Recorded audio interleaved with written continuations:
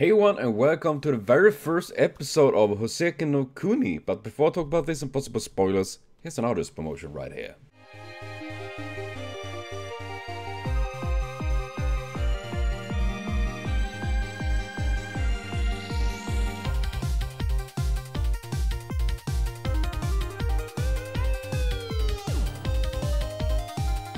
So please be sure to check out ISUp for more amazing art. Links to the demo are linked below, where you also find links to this reaction video. And I'm here with the very first episode of an anime that have been suggested quite a while ago, with many others of course. And I felt now when I finished the first season of Konosuba, it was time to watch this. And I must say, this was... whew, I mean, this was just the first episode, but holy damn, it's beautiful. I mean, so far it's been gorgeous. I really enjoyed it so far. I really like the concept of this. I mean, seeing that it's about minerals and gems and things like that have, well, are people of some sort. And I kind of like the idea of this. First of all, the style of this with it's graphic shaded rather than animated with, you know, painting.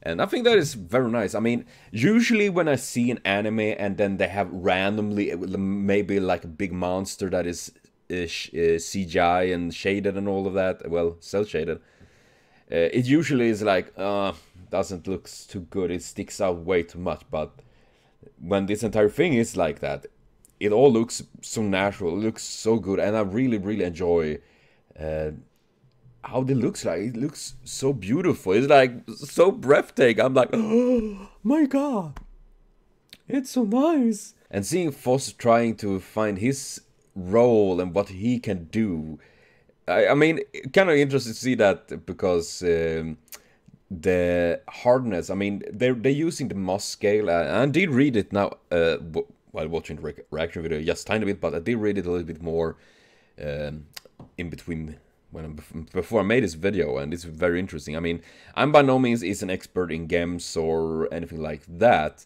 I think it's very interesting though, and I do think it's very neat to see, and I think it's very interesting in general. I mean, there is so many minerals, and I mean, obviously when we say like, what is the hardest mineral, we do say diamond, but when I was checking here, there are actually something that is harder than diamond. That is hyper diamond.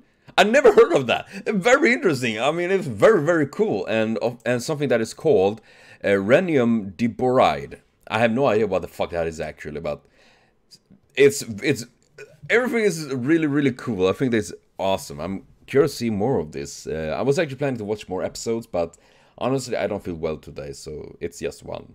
I felt like at least we're starting this off. And it's gonna be more of this, definitely. And burp. And it's kind of interesting. I did just Google phospholite because I want to read up about the gem and all that. When you Google it, it looks like this. I think it's kind of interesting that we do see the character from this show.